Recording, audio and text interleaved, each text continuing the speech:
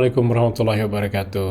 Merdeka. Hari ini kita ngomong tentang bagaimana Undang-Undang Dasar dibentuk, disusun. Yang mana penyusunan daripada Undang-Undang Dasar ini sama artinya dengan mendirikan negara.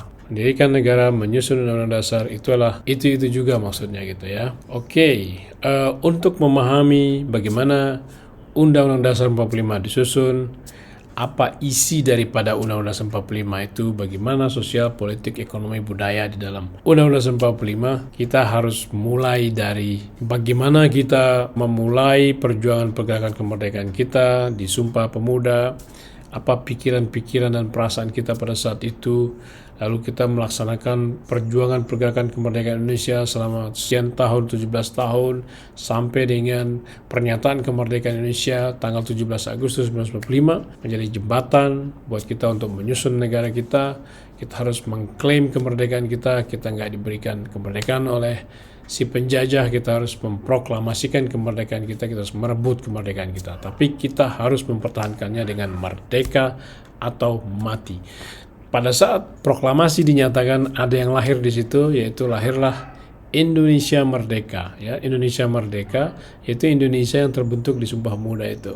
Sumpah Pemuda Indonesia, satu nusa, satu bahasa yang diberi mindset Indonesia Raya, diberi mindset merah putih, mindset kemerdekaan ialah hak segala bangsa, penjajahan di atas dunia harus dihapuskan karena tidak sesuai dengan kemanusiaan dan keadilan. Ya, dan kita mengalami penderitaan yang panjang sehingga kita mempunyai keinginan luhur untuk merdeka, mempunyai tekad.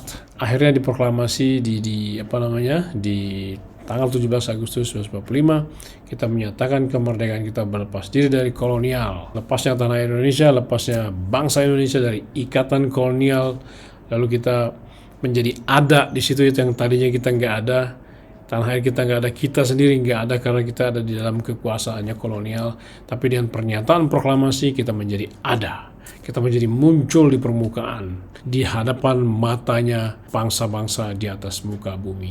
Tanah air Indonesia menjadi ada lagi, bangsa Indonesia menjadi ada lagi, dan plus pemimpin rakyat Indonesia menjadi ada, dan semua itu modal buat kita untuk membentuk negara Indonesia merdeka, ya, negara Indonesia yang terlepas dari kekuasaan kolonial, yang merdeka secara politik, ekonomi, dan budaya. Tinggal direalisasikan aja itu kemerdekaan tersebut, tinggal diwujudkan. Tapi pertama kita harus berlepas diri dulu daripada si kolonial, guys. Oke, dan di dalam kita menyusun negara kita harus menyusun dasar negara. Dasar negaranya adalah Pancasila yang disusun pada mulai 1 Juni 1945. Ya, wacananya Bung Karno dijadikan acuan untuk menyusun dasar negara sehingga tersusunlah Pancasila seperti yang kita tahu sekarang. Dan itu dipakai untuk mempertemukan antara apa yang lahir di proklamasi, yaitu Indonesia Merdeka, yang di dalamnya terkandung Republik Indonesia sebagai satu kesatuan, dipertemukan dengan Pancasila, maka keluarlah atau lahirlah Negara Kesatuan Republik Indonesia. Tentu saja dengan proses yang sangat panjang, ya. Prosesnya kita adalah mulai dari tahun 1945 sampai dengan 1959 baru benar-benar apa yang lahir di proklamasi itu dan dipertemukan dengan Pancasila itu benar-benar tercapai bentuk yang dimaksudkan. Apa itu bentuk yang dimaksudkan? Bahwa dengan lahirnya Indonesia Merdeka yang mengandung Republik Indonesia sebagai satu kesatuan di situ, maka arah atau visi daripada pembentukan negara Indonesia itu adalah bahwa negara Indonesia adalah negara kesatuan yang berbentuk republik. Ya, makanya penyusunan negara Indonesia itu mengarah kepada negara kesatuan Republik Indonesia. Tapi di dalam sejarah macam-macam yang terjadi. Kita mulai dari negara Republik Indonesia dulu yang berkedaulatan rakyat, tapi kemudian kita menjadi negara Republik Indonesia Serikat. Di situ agak pincang sana sini gitu kan. Sehingga kita harus kembali kepada visi awal kita, yaitu negara Indonesia adalah negara kesatuan berbentuk republik. Dan mulai dari tahun 1950, ya kan, kita mau menuju kembali kepada negara kesatuan, tapi prosesnya panjang sekali sampai dengan 10 tahun lamanya. Dari tahun 50, dari tahun 49 itu sampai dengan 59 baru terbentuk Negara Kesatuan Republik Indonesia. Indonesia di situ. Dan 10 tahun itu dianggap sebagai masa pembuang-buangan waktu selama 10 tahun lamanya. Nah, itu sebutannya Bung Karno tuh. Sehingga pada tahun 59 itu keluar dekret presiden 5 Juli 1959 itu. Nah, cuman kita kembali lagi ke awal gitu kan. Bagaimana Undang-Undang Dasar 45 disusun? Ya. Yang pertama sekali kita harus tahu bahwa ada yang lahir di proklamasi itu, yaitu Indonesia Merdeka. Dan Indonesia Merdeka ini, kita rakyat Indonesia, ya, bangsa Indonesia dan tanah air kita menjadi muncul dari permukaan, menjadi ada untuk menjadi syarat daripada pembentukan negara de facto. Tinggal dipertemukan dengan dasar negara yang sudah disusun. Nah gitu. Oke, lalu kalau menurut Pancasila, negara Indonesia itu adalah polanya begini. Jadi kita kan mulainya dari masyarakat Bhinneka Tunggal Ika, masyarakat yang beraneka ragam. Sehingga kita menyebut diri kita satu nusa, satu bangsa, satu bahasa. Dan perjalanan perjuangan pergerakan kemerdekaan kita membuat kita mau nggak mau kita harus menjadi masyarakat Bhinneka Tunggal Ika. Mau nggak mau kita harus satu kesatuan, tidak bisa dibagi-bagi, ya kan? Sehingga kita harus menjadi negara kesatuan dan berbentuk republik. Karena republiknya adalah karena kemerdekaan kita itu adalah perpindahan kekuasaan dari tangan kolonial kepada tangan rakyat Indonesia. Bukan kepada seseorang, bukan kepada kelompok tertentu, agama tertentu, suku tertentu, ras tertentu, tapi kepada seluruh rakyat Indonesia yang bersatu di Sumpah Pemuda dan satu nusa, satu bangsa, satu bahasa. Tidak ada pembedaan di situ, tidak ada kasta-kasta, tidak ada level-level. Yang ada adalah rakyat Indonesia yang satu kesatuan, satu nusa, satu bangsa, satu bahasa. Nah, itulah yang dijadikan sebagai negara Indonesia. Nah, gitu. Yang menjadi modal daripada pembentukan negara Indonesia. Dengan dipertemukan dengan Pancasila itu, guys, ya. Nah, yang perlu kita ketahui di sini ada titik mula daripada kita berjuang pergerakan kemerdekaan Indonesia dengan segala macam mindsetnya, lalu kita menuju kepada pernyataan kemerdekaan tahun 45, sehingga dia menjadi 17 tahun perjalanan keramat perjuangan pergerakan kemerdekaan Indonesia, sehingga lahirlah Indonesia Merdeka, Republik Indonesia sebagai satu kesatuan yang menjadi modal untuk pembentukan negara Republik Indonesia atau Negara Kesatuan Republik Indonesia, yang kemudian dasarnya adalah Pancasila. Nah, Pancasila itu begini ya, penjelasannya. Ini ada di sini di Monas itu. Monas ya, ini Bung Karno, saya yakin beliau membuat simbol ini dengan sengaja ya, supaya kita mengerti alur daripada pembentukan daripada negara Indonesia itu. Jadi beliau memanfaatkan apa yang ada di sini gitu. Bahkan ada yang beliau bikin juga ya, supaya terjadi apa yang beliau maksudkan tentang simbol itu. Di sini di areal Medan Merdeka ada Monas gitu kan. Di sini ada Monas, Stadion Gambir, Katedral Istiqlal di sini. Kemudian ada Istana Merdeka, lalu di sini Bank Indonesia. Ini sebenarnya bicara sila-sila Pancasila, guys. Ya, Monasnya itu adalah ketuhanan yang Maha Esa. Karena kita bicara kemerdekaan itu adalah perikemanusiaan, perikeadilan, ya kan? Dan perikemanusiaan, perikeadilan itu sebenarnya bentuk cinta kasih kita kepada Tuhan, kasih sayang, dan kasih sayang itulah nama Tuhan, Rohman Rohim. Ya, kasih sayang, Rohman Rohim, nama Tuhan. Itu menjadi petunjuk arah kita. Itu nama Tuhan, mengejar kebaikan, mengejar kebajikan, cinta kasih, saling menghormati kemerdekaan, perikemanusiaan, perikeadilan. Tidak memandang suku, ras, agama, tidak memandang darah, nasab, apapun. Oke. Jadi disitulah kita berawal ya, yaitu kita berawal dari bahwa kita adalah masyarakat yang beraneka ragam tapi satu kesatuan.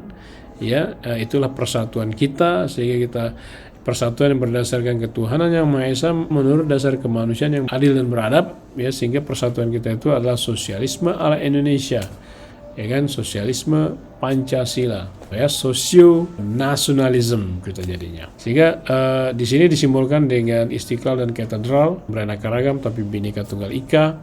Ya, kalau kita datang ke sana, kalau kita napak tilas kebangsaan on the spot, ya kita akan bisa tuh ketemu sama lorong silaturahmi antara Istiqlal dengan Katedral. Walaupun berbeda agama, tapi terhubung secara bangsa Indonesia.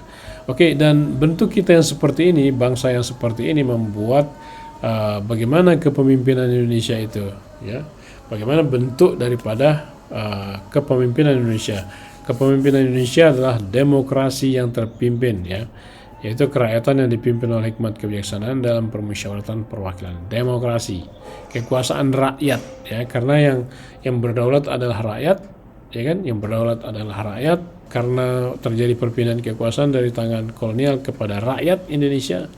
Ya, sehingga yang berkuasa adalah rakyat, demokrasi, dan demokrasinya itu dia nggak liberal, dia tapi terpimpin oleh apa? Terpimpin oleh kerakyatan yang dipimpin oleh hikmat kebijaksanaan dalam permusyawaratan perwakilan, guys.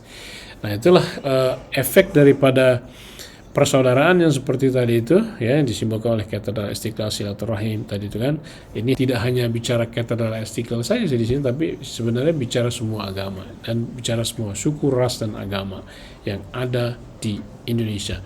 Dan bentuk seperti ini mempengaruhi bentuk pemerintah kita dan mempengaruhi bentuk ekonomi kita juga. Maka ekonomi kita adalah ekonomi yang terpimpin juga, ya, bukan ekonomi yang liberal, bukan ekonomi kapitalistik, tapi ekonomi yang mengacu pada masyarakat Indonesia yang adil dan makmur, ya kan, kesejahteraan sosial buat semua tanpa memandang golongan dan lapisan, suku, ras, dan agama. Inilah desain daripada Undang-Undang Dasar 45 kita. Terlihatnya seperti ini, bisa dipahami kan? Kita beraneka ragam, tapi kita bersatunya secara Bhinneka Tunggal Ika itu, dan itu didasarkan pada ketuhanan yang Maha Esa, menurut dasar kemanusiaan yang adil dan beradab. Nah, sehingga kita menjadi seperti ini, gitu. Ini harusnya alangkah baiknya pemahaman seperti ini langsung ada di bagian awal, ya, daripada Undang-Undang 45 itu, yang langsung diterterakan di situ, yang langsung ditulis di pasal 1 ayat 1-nya, negara Indonesia dan negara kesatuan yang berbentuk republik. Harusnya ada dulu tuh, ya kan, bangsa Indonesia adalah bangsa yang seperti apa, gitu. Sehingga supaya tahu negara Indonesia adalah negara kesatuan yang berbentuk republik, gitu. Ya, dari situ tentu saja akan mengalir, rumusnya pokoknya begitu. Sosialisme ala Indonesia yang seperti itu, demokrasi yang terpimpin, ekonomi yang terpimpin, dan itu menjadi kebudayaan Indonesia yang kemudian menjadi kepribadian kita semuanya. Pribadian yang luar biasa, budi pekerti luhur, mampu kita melakukan perbuatan-perbuatan yang besar, ya, karena persatuan kita luar biasa, keesaan Tuhan yang kita lakukan, kemanusiaan yang adil dan beradab yang kita jalankan di situ. Itulah persatuan kita, persatuan Indonesia yang semuanya kan Bhinneka Tunggal Ika, satu keluarga besar umat Indonesia, tidak bisa dibagi-bagi, tidak bisa menjadi negara serikat. Oke, guys, ya, itu saya kira dengan kita memahami alur ini, memahami pembukaan Undang-Undang 45 dari kemerdekaan ialah hak segala bangsa, penjajahan di dunia harus dihapuskan karena tidak sesuai dengan prinsip kemanusiaan dan keadilan. Lalu kita melaksanakan perjuangan pergerakan kemerdekaan Indonesia, telah sampailah kepada saat yang berbahagia dengan selamat sentosa di depan pintu gerbang kemerdekaan negara Indonesia yang merdeka, bersatu, berdaulat, adil, dan makmur. Ya, kita 17 tahun sampai di gerbang kemerdekaan. Gerbang kemerdekaan itu maksudnya adalah di mana kita menyusun dasar negara kita di situ, supaya kita mempersiapkan penyusunan negara kita itu yang bahan bakunya kita dapat dari pernyataan kemerdekaan, proklamasi kemerdekaan Indonesia 17 Agustus 1945. Sehingga apa yang lahir di proklamasi itu yaitu kita yang Indonesia satu nusa satu bangsa yang tidak bisa dibagi-bagi, Bhinneka Tunggal Ika, dipertemukan dengan Pancasila, maka jadilah dia pola yang seperti ini. Inilah isi daripada Undang-Undang Dasar 45 itu, yaitu Undang-Undang Dasar 45 itu isinya adalah sosialisme Indonesia, demokrasi terpimpin, ekonomi terpimpin, dan itu menjadi kepribadian Indonesia, guys. Oke, thank you very much. Assalamualaikum warahmatullahi wabarakatuh. Merdeka.